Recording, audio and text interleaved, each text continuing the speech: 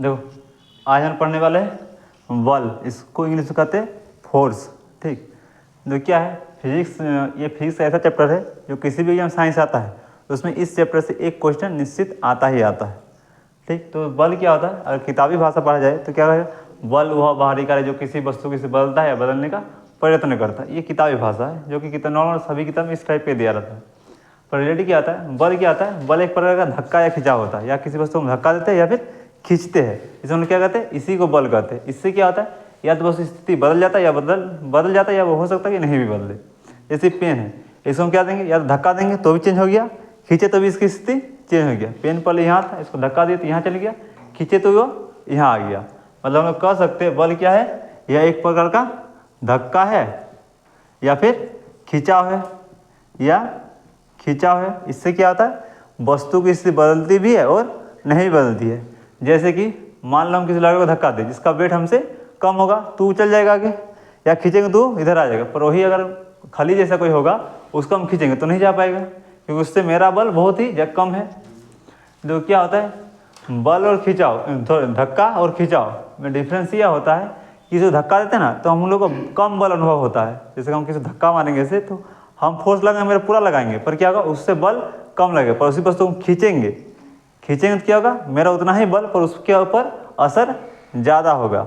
उदाहरण के लिए 25 किलो का आलू का बोरा देखा है, जब धक्का देते हैं तो बहुत ज़्यादा फोर्स लगता है, वहीं खींचते हैं तो क्या हम लोग का ईजी लगता है। ये नहीं कि बहुत ईजी लगता है, पर थोड़ा ईजी लगता है, वो खींचा जाता है। ठीक, समझ गया, बल क्या होता है, एक धक्का या खींचा होता है। देखो इसका एक ऐसा ही मात्रक होता है, सॉरी इसको क्या कहते हैं, एफ से दर्शाते हैं। एफ मतलब फोर्स होता है। ये क्या होता है, द्रव्यमान, इसका फॉर्मूला होता है द्रव्यमान गुना त्वरण। ठीक, और इंग्लिश में क्या होगा द्रव्यमान का, केजी, और इसका क्या होता है, द्रव्यमान केजी, त्वरण का मीटर पर सेकंड होता है, मीटर पर सेकंड स्क्वायर होता है। मतलब कह सकते हैं बल का ऐसा ही मात्रक क्या होगा, केजी मीटर पर सेकंड स्क्वायर। इसी को हम लोग क्या कह देते हैं, न्यूटन कहते हैं। इसको क्या कहते हैं हम लोग, न्यूटन कहते हैं। कोई दिक्कत नहीं। अब सवाल ये आता है कि बल किस टाइप, बल के बारे में सवाल आता है कि बल क्या है, एक सदिश राशि है। क्या, एक सदिश राशि है। और कहा जाता है बल का बीमा, मतलब डायमेंशन क्या होता है, तो निकालने का तरीका बता चुके हम। देखो केजी मतलब क्या, द्रव्यमान। इसके लिए क्या दर्शाते हैं हम लोग, एम से दर्शाते हैं इसको, एम। वहीं मीटर मतलब लंबाई हो गया, इसको क्या कहेंगे, एल से। सेकंड, इसको क्या होता है, समय होता है, इसको क्या करते हैं, टी से। अब जिसके ऊपर इसके कुछ पावर नहीं है, एक ले देंगे, इसके पावर नहीं है, एक दे देंगे, इसके ऊपर -2 है तो यहाँ कर देंगे, -2 है तो -2 दे दिए। क्या ये उसका डायमेंशन हो गया, नहीं हुआ। क्या, इसको दो बॉक्स से भी बंद करना पड़ता है, ये होता है उसका डायमेंशन। कोई दिक्कत नहीं। इसका एक और होता है, राशि होता है, मतलब इसका एक मात्रक होता है। क्या होता है, उसको डायन होता है। डायन क्या होता है, एक मात्रक होता है। वो गांव वाला डायन नहीं, ये दूसरा डायन होता है। ठीक, गांव वाला नहीं। देखो क्या होता है, न्यूटन और डायन में अंतर संबंध भी होता है। जो न्यूटन है ना,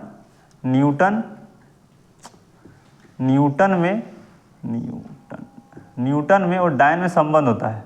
डायन में मतलब क्या होता है, एक न्यूटन होता है ना, एक न्यूटन 10 का पावर 5 डायन के बराबर होता है। मतलब ये कह सकते हैं, ये एक तांत्रिक है, एक और तांत्रिक 5 को डायन को एक साथ मार सकता है। मतलब एक न्यूटन 5 डायन के बराबर हो सकता है। और इसी को उल्टा पकड़े, इसी को अगर हम उल्टा पकड़ ले कि चलो उल्टा पकड़ते हैं तो क्या होगा, एक डायन कितना होता है, 10⁻⁻5 न्यूटन के बराबर होता है। यहाँ तक कहीं कुछ दिक्कत, बल पूरा समझ गया। बल है, अब बल के प्रकार में आते हैं, बल कितना प्रकार का होता है, कितना प्रकार का नहीं होता है। तो बल नॉर्मल 2 टाइप का होता है, एक संतुलित, एक असंतुलित। ठीक, यहाँ तो कोई दिक्कत नहीं, आगे आते हैं।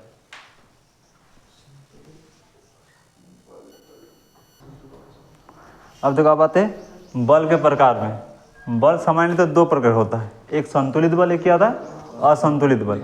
देखो संतुलित बल क्या होता है, जैसे कि मान लो मैं चल रहा है तो मेरे पर क्या होता है, इधर से भी 10 न्यूटन का बल कोई लगा रहा है और कोई इधर से भी 10 न्यूटन का बल लगा रहा है।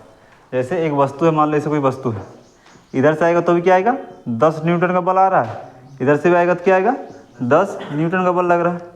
2 से बल लग रहा है। अगर हम खड़े हैं तो ऊपर नीचे तो बल तो नहीं लगेगा, लगता है पर वो ना के बराबर लगता है। दाएं बाएं से लगेगा, इधर से भी 10 न्यूटन, इधर से भी 10 न्यूटन बल लग गया। तो क्या इस प्रकार का जो बल लगा ना, इसको कहेंगे संतुलित बल कहेंगे। ठीक, जैसे हम लोग चलते उलते सब संतुलित बल के बदौलत चलते हैं। तो देखो संतुलित बल की संतुलित असंतुलित बल की वजह से चलते हैं। संतुलित बल की वजह से गति नहीं हो सकता, क्योंकि मेरा मान लो आगे से भी 10 न्यूटन बल लगेगा, पीछे से भी 10 न्यूटन बल लगेगा, तो क्या हम चल पाएंगे? नहीं पाएंगे, हम वस्तु वहीं पे स्थिर रहेगी। संतुलित बल के कारण गति नहीं हो पाती है, गति नहीं होती है, नहीं होती है। ठीक, संतुलित बल समझ गया। जैसे कि देखो और एक होता है असंतुलित बल होता है। इसमें क्या होता है, दो तरफ से बल लगता है, दोनों तरफ से अलग अलग बल लगता है। इधर से मान लो 5 न्यूटन लगा, इधर से मेरा 7 न्यूटन लग गया या 10 न्यूटन लग गया, तो वस्तु मेरा इधर मूव करेगा। तो वस्तु क्या है, इसमें गति होता है। इससे क्या होता है, गति होता है। अब देखो कोई उदाहरण समझते हैं। जैसे कि मान लो एक बस जा रहा है, एक बस जा रहा है, और यहाँ पे एक बाइक वाला जा रहा है। ठीक, ऐसे करके बाइक वाला जा रहा है। अब देखो क्या होता है, इसमें क्या होता है, ये मान लो पूरा स्पीड से जा रहा है, मान लो ये 80 किलोमीटर पर आवर की स्पीड से जा रहा है, बहुत ज़्यादा स्पीड होता है। अब ये यहाँ तक ठीक गया, तो यहाँ तक क्या हुआ, दोनों तरफ से हवा बराबर फोर्स लगा रहा है, इधर से भी इधर से भी। अब जैसे वो इसके सामने जाएगा ना, इधर वाला जो हवा आ रहा था उसको ही बस रोक लेगा, तब क्या होगा, इधर वाला हवा उसके ऊपर ज़्यादा फोर्स लगेगा, तो क्या होगा, इधर घसक जाता है, मतलब बस की तरफ चल जाता है। इस कारण बहुत बार एक्सीडेंट भी होता है। ठीक, जैसे कहा जाता है कि ट्रेन जब जाती है तो सामने वाला ट्रेन हमको खींच लेता है, पर वो खींचता नहीं है। रियलिटी होता है जो हवा आगे से आ रही थी वो हवा को ट्रेन रोक लेता है, और पीछे वाला हवा हमको क्या करता है, धक्का देता है, तो हम क्या चल जाते हैं, आगे चल जाते हैं। अब सवाल आता है, सर हम बहुत बार खड़े हैं, हम तो कभी आगे गए ही नहीं। तो क्या हम लोग के अंदर जरूरत होता है, सब में होता है, हम लोग के अंदर जरूरत ज़्यादा होता है, जिसको हवा धक्का नहीं दे पाता है, जबकि छोटे बच्चों में जरूरत वो कम होता है, लोग धक्का दे के आगे घुसा देता है। इस कारण छोटा बच्चा को जल्दी बाहर खींच लिया जाता है कि ट्रेन आ रहा है उसको बाहर खींच लो पहले, क्योंकि वो जरूरत को दे देगा। ठीक, समझ आ गया, संतुलित और असंतुलित दोनों समझ में आ गया। ठीक, अब आते हैं न्यूटन गति के नियम। न्यूटन ने 3 गति का नियम दिया था। फिजिक्स का पिता न्यूटन को कहा जाता है, क्योंकि उसने फिजिक्स में बहुत सारे नियम दिए थे, जैसे न्यूटन गति का नियम, गुरुत्वाकर्षण का नियम, शीतलता का नियम, और भी बहुत सारा चीज़ें किया था, पर ये 3 बहुत ज़्यादा इंपॉर्टेंट है। उसमें से न्यूटन का गति का नियम और गुरुत्वाकर्षण, इन 2 वजह से वो फेमस हुआ। ठीक, कोई दिक्कत, अब उसके बारे में बता रहे कि क्या होता है क्या नहीं होता। देखो गति का प्रथम नियम, इस नियम को ना हम लोग क्या कहते हैं, इसी नियम को जड़त्व का नियम कहते हैं, जड़त्व का नियम कहते हैं, गैलीलियो का नियम भी कहते हैं, गैलीलियो का नियम भी कहते हैं, और एक न्यूटन की गति का प्रथम नियम कहते हैं। ठीक, इस गति को ज़्यादा फेमस गति के न्यूटन की गति का प्रथम नियम कहा जाता है, और दूसरा गैलीलियो का नियम कहता है। जड़त्व का नियम बहुत ही कम जगह कहा जाता है, पर रियलिटी इसका 3 नाम है। ठीक, अब सवाल ये आता है कि सिर्फ गति का प्रथम नियम होता क्या है, और इसको जड़त्व का नियम, गैलीलियो का नियम क्यों कहा जाता है। ये 3 सवाल था। देखो ये क्या होता है, गति का प्रथम नियम क्या कहता है कि कोई वस्तु अगर स्थिर है तो वह उसी अवस्था में रहेगी, स्थिर मतलब विराम में, तो वह उसी अवस्था में रहेगी जब तक उस पर कोई बाहर से बल नहीं लगाया जाता है। ठीक, या फिर कोई चल रही है तो उसी अवस्था में वो चलती रहेगी जब तक उसको कोई बाहर से बल लगा उसको रोकता नहीं है। ठीक, इस कारण ये क्या आता है, गति का प्रथम नियम ये होता है। समझ गया। अब देखो गति का प्रथम नियम जड़त्व का नियम क्यों कहा जाता है। जैसे मान लो हम खड़े हैं, कोई वस्तु है ना, उसके अंदर कुछ ना कुछ जड़त्व होता है। जड़त्व मतलब क्या होता है, वो अपनी पुरानी अवस्था को बनाए रखता है। जड़त्व मतलब होता है, जड़त्व मतलब होता है अपनी पुरानी अवस्था को बनाए रखना, अपनी पुरानी अवस्था को, पुरानी अवस्था। तो क्या होता है, वो अपनी पुरानी अवस्था को बनाए रखता है। जैसे मान लो हम चल रहे हैं, मेरा जड़त्व क्या बोलेगा, हम अब चलते रहेंगे जब तक कि हम पर कोई बाह्य बल नहीं कार्य करेगा। अब देखो मेरा मन किया, हम रुके, हम थोड़ा अपने आप को फोर्स दिए कि भाई अब हमको रुकना है, तो क्या हुआ, मेरा जरूरत तो खत्म हो गया, तो हम रुक गए। जैसे कि एक गिलास का एक पानी की बोतल ले लो, उसको हम क्या करेंगे, देखो ठीक, जैसे ये पानी का बोतल है रखा हुआ है, तो क्या जैसे कि हम इसको करे, कोई से हम इसको से मारे, कुछ असर नहीं हुआ। क्यों नहीं हुआ, क्योंकि इसका कुछ ना कुछ जरूरत है कि बोलेगा नहीं मेरा जरूरत तो हम नहीं हिलेंगे। ये बोतल इसका जरूरत बोलेगा, वहीं जोर से मार देंगे तो क्या होगी, गिर जाएगा, क्योंकि इसका जरूरत से हम ज़्यादा फोर्स दिए तब जाके क्या वो अपना मूव कर गया या गिर गया। अगर मान लो कोई व्यक्ति बैठा हुआ है, कोई बैठा हुआ उसको हम खींचेंगे तो वो खिंचाएगा नहीं, खिंचाएगा। क्यों कहेगा कि मेरा जरूरत तो हम उठ के नहीं आएंगे। वहीं थोड़ा हम जोर से बॉल लगाएंगे तो क्या वो बाहर आ जाएगा खिंचा के, चलो अब चलते हैं, उठ जाएगा वो। ठीक, बहुत बार होता है कि जरूरतों का अगर मान लो आप बहुत ज़्यादा वेट का व्यक्ति बैठा हुआ, जैसे खाली में बैठा हुआ, तो खींचेगा हम खिंचाएगा। कुछ कर लो उसका जरूरत हमसे बहुत ज़्यादा, तो वापस नहीं आएगा। मतलब किसी भी वस्तु की जब जरूरत को चेंज करना होगा तो वस्तु का जितना द्रव्यमान है उससे ज़्यादा बल लगाना होगा। जैसे कि एक गिलास है, मान लो इसका वेट अगर 5 न्यूटन है, 5 न्यूटन है, तो इसको हमको 5 से 5.1 न्यूटन भी बल लगाएंगे तब जाके ये हिलेगा। 4.9 न्यूटन तक बल लगाने से ये कुछ हिलेगा नहीं। क्यों? क्योंकि ये कहेगा मेरा जरूरत तो हम जरूरतों से ज़्यादा लगाएगा तभी हिल पाएंगे। ठीक, कोई दिक्कत नहीं। इस कारण इसको देखो जरूरतों से क्या समझ आया ना, पुरानी स्थिति को परिवर्तन होगा तभी गति होगा, तो इस कारण इसको जरूरतों का नियम कहते हैं। अब सवाल आता है कि गैलीलियो का नियम क्यों कहा जाता है ना। गैलीलियो ना जरूरतों की जो परिभाषा है ना, जो परिभाषा है कि अपनी पुरानी स्थिति को बनाए रखता है, ये परिभाषा हमको गैलीलियो ने दिया था। गैलीलियो ने सिर्फ जड़त्व के बारे में ही बताया था, वो यह नहीं बता पाया था कि जड़त्व, देखो जैसे वो जब नियम दिया होगा तो था ना, बहुत से साइंटिस्ट बैठे होंगे तब कहा था किसी वस्तु जड़त्व है, वो जड़त्व से जब जड़त्व है तो वस्तु नहीं हिल पाती है, वो पुराने अवस्था में रहती है। तब कोई पूछा होगा भाई अब तो हिलाना हम वस्तु, जैसे पानी का बोलना उठा दिए, मतलब कुछ तो किए होंगे तो उठा, जड़ तो भंग हुआ होगा, ये कैसे भंग हुआ, तब उसको गैलीलियो नहीं बता पाया था। उसके बारे में पूरा डिटेल, मतलब जड़त्वों से गति का संबंध है, जड़त्व से गति में कैसे आया कैसे नहीं आएगा, इसके बारे में पूरा संबंध न्यूटन ने दिया था न। कब दिया था न, 1687 ईस्वी में अपनी एक पुस्तक लिखा था, प्रिंसिपिया नाम था, प्रिंसिपिया नाम की किताब लिखा था, उसमें दिया था कि गति का नियम में कैसे कैसे आता है कैसे नहीं आता है, मतलब कैसे वस्तु जड़ तो हटेगा, जड़ तो कैसे वस्तु गति में आएगी कैसे नहीं आएगी। ठीक, ये सब कौन बताया हमको? न्यूटन ने बताया था। इस कारण इसको न्यूटन गति का प्रथम नियम कहते हैं। यहाँ तो कोई दिक्कत नहीं।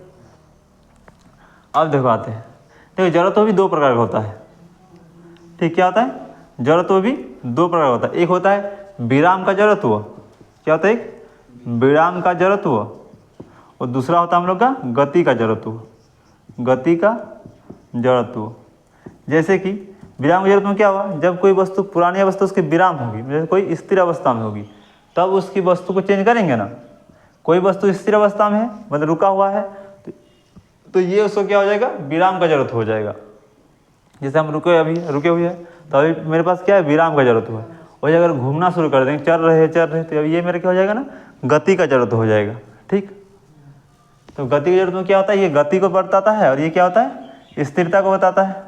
और जरूरतों को भंग करना तो क्या होगा, हमको गति को मूव कराना होगा। यहीं पे अगर इसको रहना तो इसको स्टॉप करना होगा, तो ये गति का जरूरत हो, विराम का जरूरत तो भंग हो जाएगा। तो वस्तु या तो रुक जाएगी या वस्तु चलना शुरू करेगी। यहाँ तो कोई दिक्कत नहीं। अब इसका कुछ एग्जाम्पल देखते हैं। एग्जाम में ये नहीं पूछ जाता कि गति का जरूरतों का डेफिनेशन बताइए, इसका एग्जाम्पल से ही क्वेश्चन आता है। जैसे पूछ देगा कि गाड़ी चलती है और ब्रेक लगाए तो सभी यात्री आगे चल जाते हैं, तो ये किस कारण होता है, न किस कारण होता है, गति के जरूरतों के, गति के नियम के, जरूरतों के नियम, गैलीलियो के नियम। तो ऑप्शन में उसको एक रहेगा। ठीक, अगर ऑप्शन में तीनों मिल गया, चौथा ऑप्शन मिलेगा इनमें सभी, उसको ठीक करना। ठीक, तो देखो गति के जरूरतों कुछ नियम देखते हैं। पहला नियम क्या होता है, हम बोल देते हैं लेकिन जरूरत, जैसे कि गाड़ी चल रहा है, ब्रेक मारते क्या हम लोग क्या होते हैं, आगे तरफ झुक जाते हैं। या फिर गाड़ी रुकी हुई है, हम बैठे हुए स्टार्ट करें तो क्या होगा, हम लोग पीछे तरफ झुकते हैं। ठीक, कुछ नियम ऐसे जैसे कि कम्बल उम्बल होगा, उसमें धूल, देखो कम्बल उम्बल होता है, उसको झाड़ते क्या धूल कण सब नीचे गिर जाता है, सबका कारण होता है। जैसे कि धूल कण सब क्या था, वैसा चिपका हुआ था कम्बल के साथ, तो कम्बल और क्या दोनों विराम में था, हम उसको उठाए तो क्या बोला, सब अपना जरूरत तो दिखा कि हम लोग चिपके, हम लोग जरूरत के कारण नहीं गिरेंगे। तो बोला वैसे हम क्या किए, उसको मूव करा दिए कम्बल को, तो कम्बल जोर से मूव हो गया, पर क्या हुआ, वो जो धूल कण था उससे उतना स्पीड से मूव नहीं हो पाया, तो क्या होगा, नीचे गिर गया। ठीक, यही कारण होता है। जैसे एक शीशा है, इसको पत्थर से मारेंगे ना तो पूरा शीशा टूट जाता है, पर वहीं गोली से मारते हैं, अगर इसको बुलेट से मारेंगे या गोली से मारेंगे तो क्या होगा, जितना एरिया में लगता है उतना एरिया को छेद करके निकल जाता है, पूरा शीशा नहीं टूटता है। कारण क्या होता है, जब पत्थर आता है ना तो उसका स्पीड कम होता है, तो पूरा शीशा को ना हिलाता है, तो पूरा शीशा क्या होता है, अपना अपना जड़त्व तो क्या कर देता है, भंग हो जाता है, तो शीशा टूट जाता है। वहीं गोली का स्पीड इतना ज़्यादा होता है कि उसको पता चलते चलते गोली पार हो जाता है, तो जितना जगह पता चलता है उतना जगह इसमें छेद हो जाता है। ठीक, समझ गया। वहीं देखो कभी अगर सिक्का रखते हैं जैसे गिलास है, ये गिलास है, इसके ऊपर एक सिक्का रखा और एक प्लेट रखा हुआ है। प्लेट को खींचेंगे तो क्या होगा, सिक्का नीचे गिरेगा, कभी भी सिक्का प्लेट के साथ बाहर नहीं आता अगर स्पीड से खींचेंगे तो। कारण ये होता है कि ये गति करता है पर इसको पता चलते चलते ये बाहर आ जाता है तो वो नीचे गिर जाता है। ठीक, बहुत सारे नियम ऐसा, बहुत सारे एग्जाम्पल है। जैसे कि वो बस वाला बता दिए कि हम जा रहे हैं, मतलब बस स्पीड में है, रुकेगा तो हम लोग आगे क्यों चल जाते हैं, क्योंकि पूरा बस क्या होता है, मूव करती है। तो हमारे कमर से नीचे वाला पार्ट क्या होता है, बस के साथ सटा होता है, तो वो भी मूव करना शुरू करती है। पर जैसे ब्रेक लगता है तो मेरा पैर ये पाँव से नीचे क्या बोलता है कि हम गति में ही रहेंगे, पर बॉडी क्या होता है वो ऊपर उससे तो अलग होता है, तो क्या तो वो आगे झुक जाता है, क्यों वो स्पीड से रुक नहीं पाता है। ठीक, यहाँ तो कोई दिक्कत नहीं। अब आते दूसरा है।